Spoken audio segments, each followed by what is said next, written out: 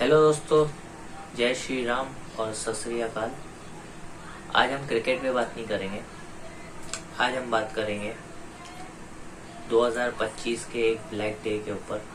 जी हाँ, 22 अप्रैल 2025। सबको पता है क्या हुआ। एज अ ह्यूमन आप भी अगर ये चीज़ समझ सकते हैं, अगर आप सच में किसी की तकलीफ समझ सकते हैं, सच में आप किसी के बेटे हैं, सच में अगर आप किसी के पति हैं, सच में अगर आप किसी के भाई हैं, तो आप ये चीज़ समझ सकते हैं। क्यों? क्योंकि ये एक तकलीफ वाला दिन है। 22 अप्रैल 2025 जो हुआ बहुत बुरा हुआ, जो कि नहीं होना चाहिए। और जिन्होंने किया उनके बारे में भी हम अब बात करेंगे। तो मैं बात करने वाला हूँ बाईसारान वैली, जो कि बहुत पॉपुलर टूरिस्ट प्लेस है कश्मीर की, जो कि पहलगाम में नियर बाय पहलगाम आती है। तो उस अटैक के ऊपर बहुत सैड न्यूज़ है। एक इंसान ही एक इंसान का दर्द समझ सकता है, और शायद जिसके ऊपर बीती हो वो ज़्यादा समझ सकता है। तो चलिए बात करते हैं। इस पे बात करने से पहले हम थोड़ा डिटेल में जानेंगे क्या था, कैसा था, क्या हुआ। सो करते हैं इस पे बात। जैसा कि आप सब लोग जानते हैं, पहलगाम में जो अटैक हुआ उसमें 5 टेररिस्ट थे जिन्होंने मिलिट्री यूनिफॉर्म पहना हुआ था, और एक मिलिट्री साइड से वो अपने आप को शो कर रहे थे, या बोल सकते हैं अपने आप को एक सोल्जर दिखा रहे थे या शो कर रहे थे। तो जिन्होंने अपना जो अटैक का स्टार्ट किया, वो उन्होंने अटैक का स्टार्ट किया इंडियन एडमिनिस्ट्रेटरी जो टेरिटरी होती है वहाँ से उन्होंने स्टार्ट किया, जहाँ पे उन्होंने करीब करीब कह सकते हैं अभी रिपोर्ट्स के अकॉर्डिंग उन्होंने 26 लोगों को मारा है और 20 लोगों को इंजर्ड किया, जो जहाँ तक मैं समझ सकता हूँ ये आंकड़ा कुछ ज़्यादा बड़ा है। जो आम पब्लिक या हम लोगों के बीच में पूरा शो नहीं करते हैं, जो हमारी गवर्नमेंट रहती है वो कभी भी पूरा ये चीज़ शो नहीं करती है। इसके पीछे भी कुछ रीज़न होते हैं। तो जैसा कि अकॉर्डिंग टू रिपोर्ट्स 26 किल्स और 20 इंजर्ड्स, और जिसमें कि हम सबको पता है जब वो लोग अटैक कर रहे थे तो ऑब्वियस वो लोग पूछ रहे थे, और हिंदू हो या मुसलमान हो। पहली बात तो मुझे ये बताइए, हिंदू और मुसलमान क्या है? आप सब लोगों ने एक पिक्चर देखी होगी, क्रांतिवीर, बहुत फेमस पिक्चर है नाना पाटेकर की, और जिसमें ये सेम टॉपिक है, हिंदू और मुसलमान। हिंदू और मुसलमान क्या है? हिंदू और मुसलमान सिर्फ एक बीज है जो कि बोया जाता है हमारी पॉलिटिशियंस के बातों से, हमारी पॉलिटिशियंस के जहर से, जो वो लोग हमें बचपन से ही हमारे अंदर डाल देते हैं। हिंदू मुसलमान क्या है? कुछ नहीं है। वो भी इंसान है, हम भी इंसान है। कुछ नहीं है। पैदा होते टाइम भगवान या उनका अल्लाह या जिसको भी आप लोग मानते हो, वो स्टैंप मार के तो नहीं भेजता है कि आप हिंदू हो या आप मुसलमान हो। नहीं, वो सिर्फ और सिर्फ एक बच्चा आता है, जिस घर में पैदा हुआ वो उस घर का हो जाता है। सिख का हुआ तो पंजाबी, क्रिश्चियन का हुआ तो क्रिश्चियन कहते हैं, हिंदू का हुआ तो हिंदू कहते हैं, मुसलमान का हुआ तो मुसलमान का, पारसी का हुआ तो पारसी का, महाराष्ट्रियन का हुआ तो महाराष्ट्रियन का, मराठा का हुआ तो मराठा का। हिंदू मुसलमान क्या है? कुछ नहीं। जहाँ तक ड्यू टू ऑल रिस्पेक्ट ये सब बोया हुआ रहता है पॉलिटिशियंस का, जो कि हमारे अंदर बहुत बुरी तरीके से डाल देते हैं, हिंदू और मुसलमान।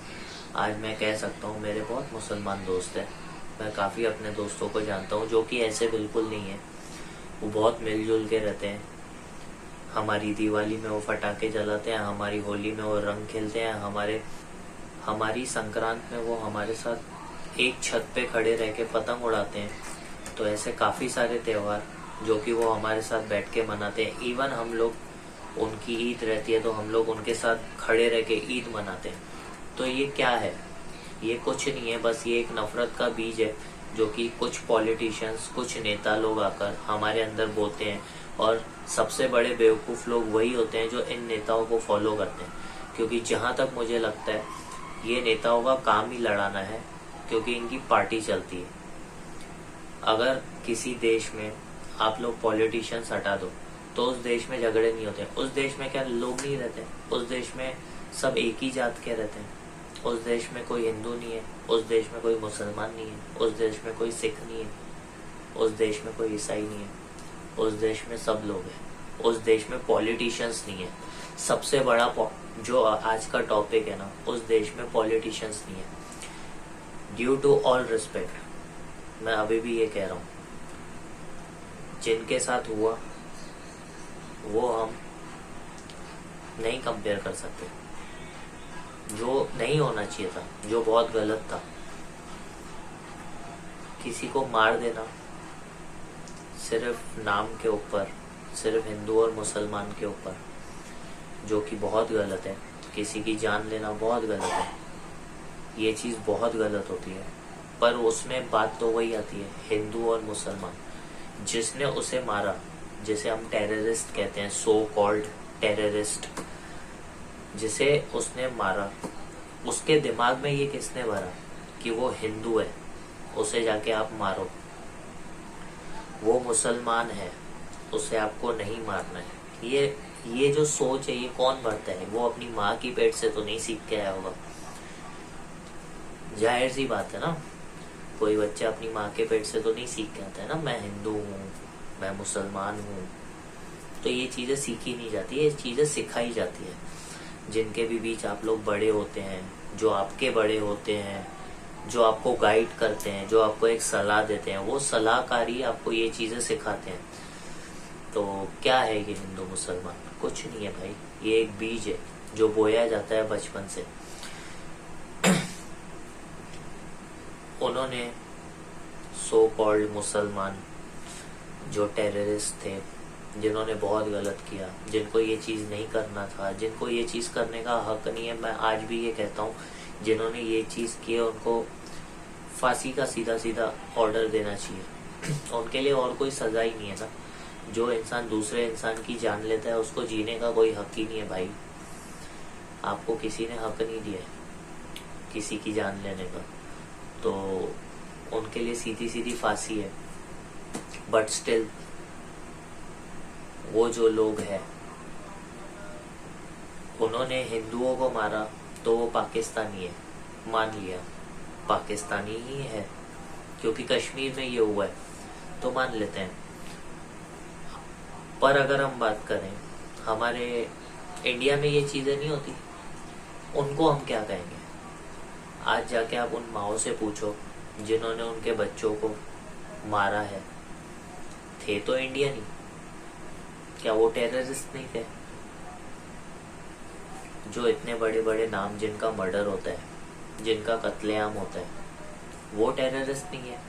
वो क्यों टेररिस्ट नहीं है? क्यों? क्योंकि वो हिंदू है। जिनकी माँ का बेटा गया, जो एक माँ है जिसके बेटे का किसी ने मर्डर कर दिया हो, जिसके बेटे को खुलेआम दिन दहाड़े किसी ने मार दिया हो, भरे चौराहे पे, भरे रास्ते पे, जिसका कोई भी सपोर्ट नहीं करता, हिंदू कहते हैं जिसको, एक हिंदू भाई दूसरे हिंदू भाई को सामने मरता देखता है पर उसका सपोर्ट नहीं करता, और उसका बेटा, जिस माँ का बेटा मरता है, उस माँ से जाके पूछो कि आपके बेटे को किसने मारा, वो यही कहेगी, टेररिस्ट। पर वो टेररिस्ट तो मुसलमान नहीं होता, वो कोई आपस का ही होता है। जो अपनी एक खुन्नस निकालने के लिए आगे वाले के बेटे को मार देता है। तो मेरे हिसाब से ये जो हिंदू मुसलमान का बीज है, सबसे पहले इसे खत्म करो। और जो हमारे पॉलिटिशियंस हमें जो बोलते हैं, जो सुनाते हैं, खास करके मैं अपनी यूथ को बोलूँगा, हमारी जो यंग जनरेशन है, जो अभी की जनरेशन है, प्लीज़ इन चीज़ों को फॉलो करना सबसे पहले ख़त्म करो। अभी भी मैं कह रहा हूँ ये चीज़ गलत है, जो हुआ वो गलत है, वो चीज़ नहीं होनी चाहिए थी, वो चीज़ गलत है। पर ये चीज़, जो चीज़ें एक्स्ट्रा बता के डाली जा रही है, ये चीज़ों को फॉलो करना ख़त्म कर दो। और अगर हम बात करें उस अटैक पे भी, तो उस अटैक में जो हुआ, जो उन्होंने किया हर एक हिंदू को मारने के बाद, वो उनकी डेड बॉडीज के साथ जो फोटोज निकाल रहे हैं, मोस्टली मेल्स ही थे सारे, उन लोगों के डेड बॉडी के साथ वो लोग फोटोज निकाल रहे थे।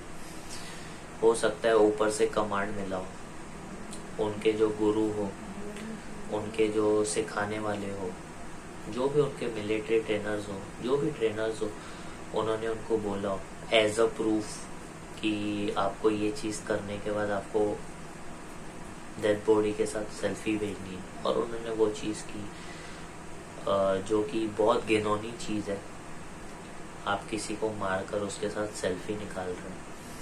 उनके लिए ये चीज़ करना कोई बड़ी बात नहीं है, क्योंकि वो लोग के दिमाग में बचपन से ये हिंदू मुसलमान वाला बीज बोया जाता है कि आपके दुश्मन है पड़ोसी मुल्क वाले और हमारे दुश्मन है पड़ोसी मुल्क वाले।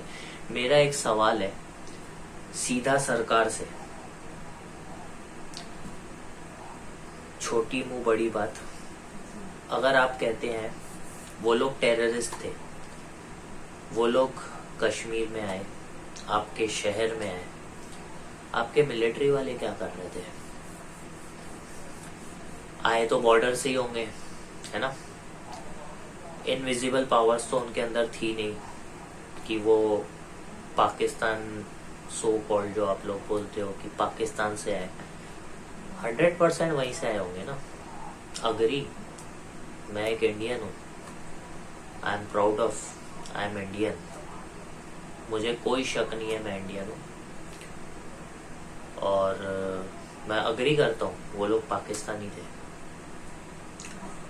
फ्यूजन करके या गायब होके, या कोई उनके पास इनविजिबल सूट्स हो या इनविजिबल ड्रेस हो जो वो लोग पहन के आपकी इंडियन बॉर्डर को क्रॉस करके अंदर आए। आपकी मिलिट्री क्या कर रही थी? सर, ये जो आप अपनी मिलिट्री को लाखों और करोड़ों रुपए देते हैं वहां पे बंदूक लेकर खड़े रहने का, वो बंदूकों में क्या जंग लगी हुई थी या उसमें से गोली नहीं निकलती?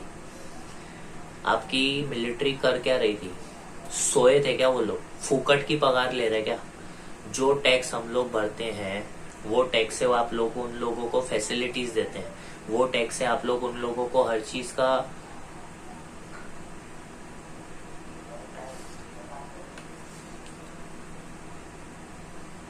सुविधाएं प्रोवाइड करते हैं, वो हमारे टैक्स से आप उन लोगों को हर चीज देते हैं। तो वो लोग क्या सो रहे थे क्या?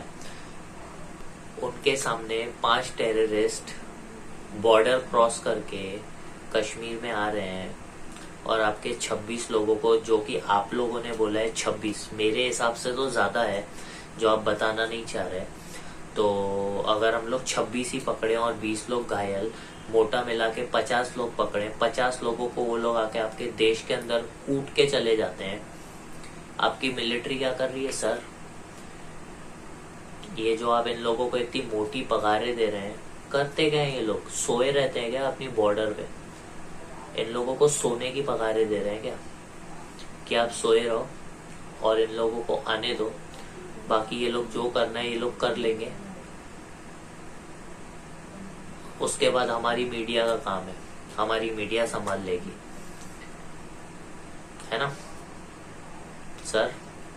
दूसरों पर उंगली उठाते हैं ना जब हम लोग, ये एक उंगली अगर किसी पे उठती है तो 4 हमारे पास रहती है।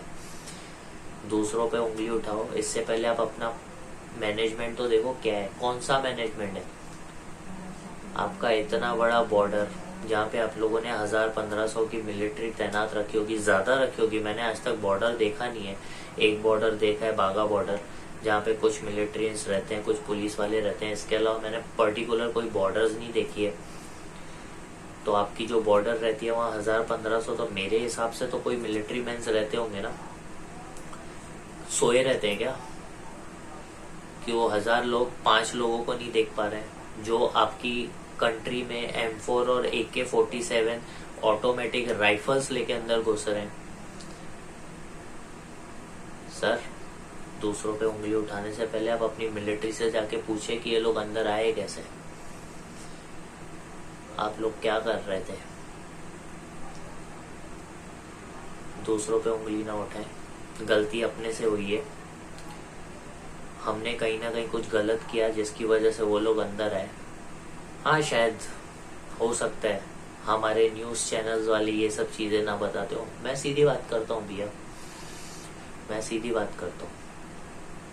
मैं किसी न्यूज़ से बिलोंग नहीं करता, मैं किसी पॉलिटिक्स पार्टी से बिलोंग नहीं करता। मैं सिर्फ एक इंडियन हूँ, सच्चा हिंदू, कट्टर राम,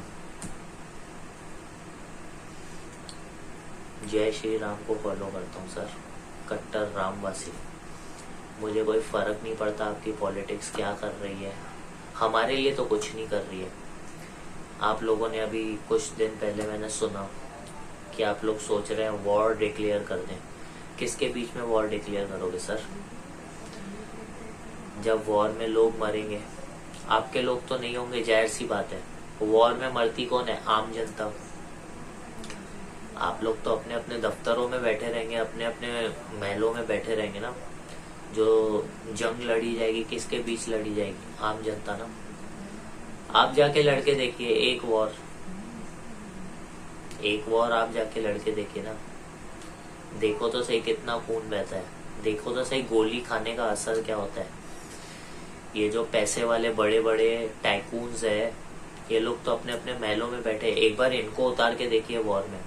आप लोगों को क्यों आम जनता को घुसाना रहता है हर जगह पे? हम लोगों को वॉर नहीं चाहिए, हम लोगों को शांति चाहिए। आप जो दो देशों के बीच में जो भिड़ंत है ना, जो स्टार्टिंग से चलते आ रही है 1947 1950 से, ये खत्म कर दीजिए। हम लोगों को ये नहीं चाहिए। जो आम जनता है ना, चाहे वो मुल्क की हो चाहे किसी भी मुल्क की हो, वो सिर्फ शांति चाहती है। कभी देखे हो आपने? आप फॉरेन टूर्स पे जाते हो, वहाँ के आम लोग आपके साथ कैसा बिहेवियर करते हैं? हार, फूल, माला, मीठा मुंह कराना, यही सब करते हैं ना। कोई बंदूक लेके खड़े हो जाता है क्या आपके सामने कि हमको आपसे वॉर करना है? सर, हम लोगों को वॉर नहीं चाहिए, हम लोगों को शांति चाहिए, हम लोगों को पीस चाहिए। हम आम लोग हैं, हम लोग टैक्स भर के यहाँ रहते हैं। आप लोग हमको उसके बदले में क्या देते हैं? क्या दिया आज तक आप लोगों ने हमें? क्या दिया है? हम लोग सब अपना खुद करते हैं, आप लोग कुछ भी नहीं देते हैं। आप लोग उन्हीं को सपोर्ट करते हैं जहाँ से आप लोगों को मिलता है, जहाँ से बड़े बड़े बिजनेस टाइकून आपकी पॉलिटिक्स पार्टीज को चलाते हैं, जो करोड़ों का फंड्स देते हैं, अरबों का फंड्स देते हैं। हम लोगों के लिए आप लोगों ने क्या किया है? कुछ नहीं किया है। सबसे पहले अपने देश के, अपने आम लोगों के लिए कुछ करिए। जिस दिन करोगे उस दिन आके बात करना, वॉर करना है, उस दिन सबसे पहले हम लोग खड़े रहेंगे। जब आप कुछ करते ही नहीं है तो हम लोग आपके लिए क्यों खड़े रहेंगे? क्या किया है आज तक आप लोगों ने? किसी गरीब के घर पे अनाज का दाना नहीं है, जाके कभी दिया है? जो गरीब भीख मांगता है उसको कभी आपने खड़े रह के 50 रुपए दिए? बातें तो 5-5 हजार करोड़ की करते हो, 50 रुपए निकलते हैं आप लोगों की जेब से? नहीं निकलते सर। क्यों? क्योंकि आप लोग बायस हैं, सिर्फ अपने लिए करते हैं, या अपने टाइकून्स के लिए करते हैं जो आप लोगों की पार्टी को सपोर्ट करते हैं। तो ये चीजें करना बंद करें। अगर ये 50 टाइकून्स खत्म हो गए ना, तो उसके बाद आपको सपोर्ट करने वाली आपकी ये आम जनता है जो आपकी पार्टी जीताती है। ये 50 टाइकून्स आपको नहीं जीता सकते। आपकी जो पार्टीज खड़ी है ये 50 टाइकून्स की वजह से नहीं है। ये जो 150 करोड़ की आबादी वाला देश है ना, इन लोगों की वजह से। और इन लोगों के लिए आप कुछ नहीं करते। सबसे पहले इन लोगों के लिए आप कुछ कीजिए। ये जो टेररिस्ट आपके देश में आके एक आम आदमी को मार के चले जा रहे हैं, इसमें आप ही लोगों की गलती है। क्यों? क्योंकि आप लोग कुछ करते नहीं। आप लोग अपनी पोस्ट की सिक्योरिटी बढ़ाइए।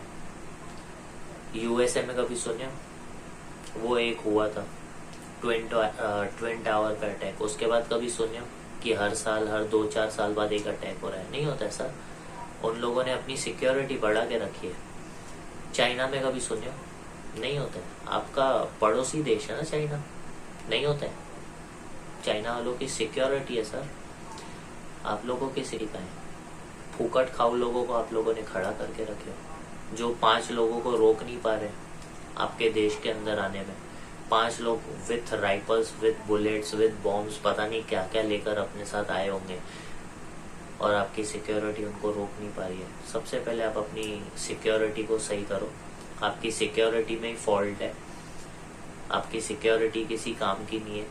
जिस रास्ते से वो लोग आए थे, आप उनकी सिक्योरिटी को जाके पूछो आप लोग कर क्या रहे थे, कहाँ ध्यान था, ये लोग कैसे अंदर आए।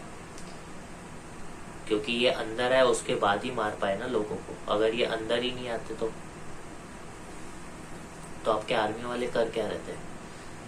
ये सबसे बड़ा सवाल है। इस सवाल का सबसे पहले मुझे जवाब चाहिए, और मेरे हर उस हिंदुस्तानी भाई से मुझे ये जवाब चाहिए जो मुझे ये चीज़ सुन रहा है, कि भाई सबसे पहले ये पूछो अपनी सरकार से कि आपके सिक्योरिटी वाले कर क्या रहते हैं। ये बहुत बड़ा सवाल है हर उस आम आदमी के लिए जो इस देश में रहता है, जो अपने देश की सरकार को वोट करता है। सबसे पहले आप अपनी सरकार से ये पूछो, क्योंकि जितना मारने वालों की गलती थी उतनी इन लोगों की भी गलती है। वो 5 लोग आपके 150 करोड़ वाले देश में घुस जाते हैं और किसी को पता नहीं चलता, वो भी विथ गन्स, विथ एमोस। बहुत बड़ी बात है सर, ये बहुत बड़ी बात है। सबसे पहले आप इस पे नजर डालिए कि ये हुआ कैसे। ये तो थी वॉर से रिलेटेड बात जो मेरे कानों में आई, जो नहीं होनी चाहिए, क्योंकि इसमें एक आम इंसान ही फंसेगा और हम लोगों को नहीं फंसना है सर। हम लोग ऑलरेडी बहुत परेशान हैं। आप किसी एक नॉर्मल से आदमी से पूछिए, आम आदमी से, तो वो अपनी परेशानी ही बताएगा, जिसको आप कभी सॉल्व नहीं कर सकते। तो हम लोगों को इस चीज़ में नहीं फंसना है। जितना आप अच्छे से ये चीज़ को सॉल्यूशन इसका दे सकते हो दीजिए। और इसके सॉल्यूशन में आपने क्या किया? इसके जवाब में आपने यही किया, जो वो नदी का पानी जो हमारे यहाँ से बहती है पाकिस्तान में, उसका आपने फ्लो बंद कर दिया। क्या होगा सर इससे? टेररिस्ट मरेंगे? आपको ये लगता है? मुझे तो ये लगता है कि एक आम आदमी मरेगा, क्योंकि पाकिस्तान में रहने वाला हर आदमी टेररिस्ट तो नहीं हो सकता, जैसे इंडिया में रहने वाला हर आदमी टेररिस्ट नहीं है। इंडिया में भी टेररिस्ट है, जो मर्डरर है वो टेररिस्ट है। क्यों? मर्डरर टेररिस्ट ही हुआ ना, वो भी तो किसी की जान ही ले रहा है। वो आपका इंडियन है तो टेररिस्ट नहीं हुआ, ऐसा तो कहीं नहीं लिखा हुआ है। वो भी टेररिस्ट है ना, वो भी किसी की जान ले रहा है। इसने भी किसी की जान ली। जान लेना इज टेररिज्म। और आप लोग क्या कर रहे हैं? किसी नदी को बंद कर दे रहे हैं। क्या होगा? आम आदमी मरेगा, उसको पीने के लिए पानी नहीं पीने के लिए पानी नहीं मिलेगा, प्यासा मर जाएगा। आप लोग, हो सकता है यहाँ से अगर इंडिया से कुछ जाता हो खाने का, मैंने सुना है शायद चावल जाता है, आप लोग वो चीज़ का भी बंद कर दें, वहाँ पे एक्सपोर्ट करना। क्या होगा? चावल नहीं बिकेगा, वहाँ का आम आदमी मरेगा। तो आप लोग आम आदमियों के पीछे ही पड़े रहो। जो मेन मुद्दा है, जो मेन जड़ है, आप लोग उस पर क्यों नहीं जाते? टेररिस्ट कितने होंगे दुनिया में? अगर हम लोग पूरी दुनिया की भी बात करें तो पूरी दुनिया की, अगर मेरे हिसाब से जो आबादी है वो 4.3 या 4.5 बिलियन है। उसमें से अगर हम लोग 0.5 बिलियन भी निकाल दें, बाकी 4 बिलियन तो आम आदमी है। 0.5 बिलियन टेररिस्ट होंगे। आप लोग इतने टेररिस्ट खत्म नहीं कर सकते? आपके पास तो इतना पावर है, फुल सिक्योरिटी है, इतने आर्मी ऑफिसर्स है, सब कुछ है, गन पावर, एयर पावर, हर चीज। दुनिया की जो पावर है वो सारी आपके पास है। आप लोग इतने से टेररिस्ट खत्म नहीं कर सकते। आप लोग पॉलिटिशियंस हो ना, अगर पूरे देश के पॉलिटिशियंस एक जगह पे बैठ के ये चीज़ पे मीटिंग करें, ये चीज़ पे बात करें कि हम लोगों को टेररिज्म ख़त्म करना है, क्या होगा? पूरे देश के अगर मिलिट्री एक साइड हो गई, टेररिस्ट कितने बचते हैं सर? गिने चुने। एक देश में कितने टेररिस्ट होंगे? गिने चुने। खत्म नहीं कर सकते आप लोग। क्या कर रहे हो आप लोग कुर्सी पे बैठ के? सिर्फ बातें। 4 लोगों के बीच में आके हम ये कर देंगे, हम वो। अरे सबसे पहले आप टेररिस्ट खत्म करो। हम ये कर देंगे, हम वो। आप लोग हमारे लिए कुछ नहीं कर सकते, हम लोग खुद ही करेंगे। हम लोग खुद कमाते हैं, हम लोग खुद खाते हैं, आप लोग हमको नहीं खिलाते। आप अपना देखो। बल्कि हम लोग आपके लिए सब कुछ कर सकते हैं। हम चाहे तो आपकी कुर्सी बैठा सकते हैं, हम चाहे तो आपकी कुर्सी की चारों टांगे फैला के आप लोगों को नीचे गिरा सकते हैं। तो आप हम लोगों के लिए कुछ मत करो, आप सिर्फ इतना करो कि ये सारे टेररिस्ट खत्म करो, अगर आप कर सकते हैं तो। अगर आप नहीं कर सकते तो आप लोग बातें भी मत करो, क्योंकि आप लोग कुछ नहीं कर सकते। तो सबसे पहला मुद्दा ये है कि आप आम आदमियों को परेशान करना बंद करो और सबसे पहले टेररिस्टों को खत्म करिए, जो कि हर देश में पाए जाते हैं। आपके इंडिया में भी है, आपके इंडिया के बहुत सारे शहरों में, जो कि किसी के भी बेटे, किसी की भी बेटी, किसी की भी जान लेते हैं। टेररिस्ट ही हुआ सर। किसी का रेप कर देना कौन करता है? मैं आम आदमी हूँ, मैंने आज तक किसी को नहीं मारा, मेरे ऊपर किसी रेप का केस नहीं है। क्यों? आम आदमी हूँ सर, खुद कमाता हूँ, खुद खाता हूँ। पर ऐसे टेररिस्ट बहुत मिलेंगे आपको शहर में, जो कि किसी भी बच्ची का रेप कर देते हैं। हमारी बहन ही है, सुन के बुरा लगता। आप लोग कुछ नहीं कर सकते, हमारे हाथ में पावर दे दीजिए, हम लोग करके दिखाते हैं। उस टेररिस्ट को अगर हम लोगों ने कुछ किया तो पुलिस वाले उसको पकड़ने के बदले हम लोगों को पकड़ लेते हैं। ऐसा नहीं होता, ऐसा नहीं होता सर। अगर आप कुछ नहीं कर सकते ना, हम लोगों को पावर दीजिए। आपकी पुलिस अगर कुछ नहीं कर सकती, हम लोगों को पावर दीजिए। सारे पुलिस वाले भी एक जैसे नहीं होते, पर कुछ करना भी चाहे तो नहीं कर पाते, क्योंकि उनके ऊपर के भी ऑर्डर्स रहते हैं। तो कुछ करिए। दूसरों को ब्लेम करने से अच्छा पहले अपने गिरबान में जाके कि क्या गलतियां हैं, क्या सही हो सकता है। सही बहुत कुछ हो सकता है जो कि आज तक नहीं हुआ। आज तक मैंने तो नहीं देखा। क्या रोड बना लेने से, हर चीज़ें बना लेने से, शहर बड़ा कर लेने से क्या होगा? और टेररिस्ट पैदा होंगे। शहर जितना बड़ा होगा, लोग उतने ज़्यादा आएंगे। कुछ तो टेररिस्ट निकलेंगे, कुछ तो मर्डरर निकलेंगे। तो ये चीज़ें नहीं चाहिए। गांव ही ठीक है, जहाँ पे 2000 और 5000 लोग रहते हैं। कम से कम वो लोग आपस में मिलजुल के रहते हैं। बाजू वाले के घर में अगर कभी कुछ हुआ तो वो सबसे पहले जाके खड़े रहते हैं। तो हमको उन गाँवों की ज़रूरत है, शहरों की ज़रूरत नहीं है। हमको अपनों की ज़रूरत है, परायों की ज़रूरत नहीं है। और अगर आप हमें अपने नहीं दे सकते तो पराये भी मत दो। हमको नहीं करना है किसी और से वॉर। हमारी जंग तो खुद से ही चल रही है। जब तक हम खुद से नहीं जीतेंगे, दूसरों से कैसे जीतेंगे? हमको नहीं करना है। इसी बीच थोड़ी क्रिकेट की भी बात करता हूँ। क्रिकेट से भी मुझे यही चीज़ें सुनाई दी।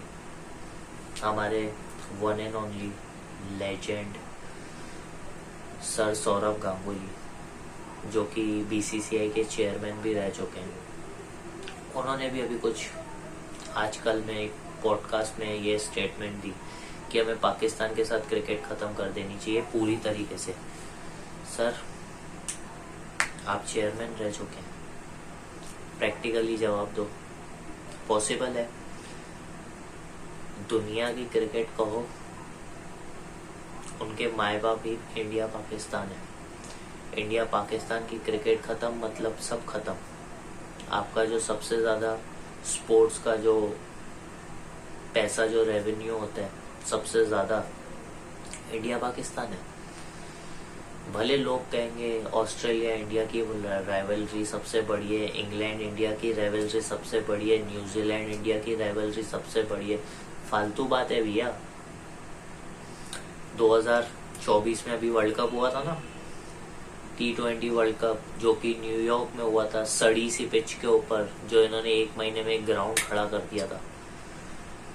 उस न्यूयॉर्क वाले लेग को जाके देखो एक बार, वहाँ जितनी मैचेस हुई थी उन सारी मैचेस में जितना कमा के किसी ने नहीं दिया ना, एक मैच ने पूरा T20 वर्ल्ड कप का बजट बना के दिया था। वो मैच थी इंडिया वर्सेस पाकिस्तान। तो ये चीज कभी बंद नहीं हो सकती। बायलैटरल सीरीज तो आप लोगों ने पहले ही बंद कर दी है। रेड बॉल क्रिकेट जो होती थी 2008 में मेरे ख्याल से लास्ट टाइम खेली गई थी इंडिया पाकिस्तान के बीच में, जो कि वहाँ खेले थे पाकिस्तान में, जहाँ सहवाग ने 300 रन भी मारा था पहली बार। फर्स्ट इंडियन प्लेयर बने थे जिन्होंने 300 रन स्कोर किए थे रावलपिंडी में मेरे ख्याल से। तो वो लास्ट बायलैटरल सीरीज मुझे याद आती है टेस्ट मैच में। और जो ओडीआई बायलैटरल सीरीज है वो मेरे ख्याल से 2012 में हुई थी, इंडिया में हुई थी शायद। तो वो उसके बाद से तो कोई याद ही नहीं आती है। तो एक डेकेड हो गया, ऑलमोस्ट 13-14 साल हो गए, पूरा एक डेकेड पूरा कंप्लीट हो चुका है। तो बायलैटरल सीरीज तो होती नहीं। और अगर आप सोच रहे हैं कि आईसीसी इवेंट्स में भी ये चीज़ें ख़त्म कर दी जाए, तो सर ये पॉसिबल नहीं है, ये आपके बस की बात भी नहीं है और ये चीज़ पॉसिबल भी नहीं है। क्योंकि 2027 के वर्ल्ड कप तक जो पॉडकास्टर ने जो मेरे ख्याल से 180 मिलियंस या 179 मिलियंस का जो इन लोगों ने बजट दे के रखा है, जो आप लोगों से खरीद के रखा है, सर कहाँ से दोगे इतना पैसा? तो बातें वो कि अगर वो जो प्रैक्टिकली पॉसिबल हो, ये चीज़ें प्रैक्टिकली पॉसिबल नहीं है। इंडिया पाकिस्तान की जो बोलते हैं ना राइवलरी, इससे बड़ी राइवलरी क्रिकेट हिस्ट्री में अब तक की कोई नहीं है। जबकि एशेस हम लोगों से पुरानी राइवलरी है, 150 साल से एशेस चलती आ रही है। वो एशेस भी इंडिया पाकिस्तान की 70 साल पुरानी राइवलरी से बड़ी नहीं है, क्योंकि वो इतना पैसा कमा के देती है आईसीसी को, बीसीसीआई को और पीसीबी को, जिसकी वजह से काफ़ी जो छोटे छोटे बोर्ड्स हैं दुनिया के, due to all respect, Zimbabwe cricket board हो गया और आयरलैंड जैसे छोटे छोटे जो बोर्ड्स हैं, इनका पूरा खर्चा चलाते हैं लोग। तो ये चीज़ें पॉसिबल नहीं है। तो जब आप लोग बात करते हैं तो थोड़ा सोच समझ के कीजिए कि हमें टोटली मैचेस ख़त्म कर देनी चाहिए या टोटली खेलना बंद कर देना चाहिए। सर बोलना आसान है। मैं एज अ क्रिकेट फैन अगर हम देखें, सब क्रिकेट फैंस चाहे इंडिया के हो, चाहे पाकिस्तान के हो, चाहे कहीं के भी हो, जैसे हमारे लोग बाहर भी रहते हैं, ऑस्ट्रेलिया फॉर एग्जांपल, यूएसए, आप लोग आज भी उनसे पूछें कि आप लोगों को सबसे ज़्यादा मैच देखना कौन सी पसंद है, तो वो इंडिया पाकिस्तान का नाम लेंगे। अगर आप लोगों ने ये मैच ख़त्म कर दी तो आपके आईवॉल्स ख़त्म हो जाएंगे, जो दुनिया भर से आप लोगों को मिलती है व्यूअरशिप, वो ख़त्म हो जाएगी। आपका जो आपसी मसला है देश का, उसको स्पोर्ट्स में ना लेकर है, जो कि बहुत सारा स्पोर्ट्स में दिखता है आजकल। स्पोर्ट्स को भी इन लोगों ने पॉलिटिक्स बना दिया है। जो मैचेस कर रहे हैं लोग, आईपीएल स्टार्टिंग से ही फिक्स है, मुझे ये चीज़ पता है।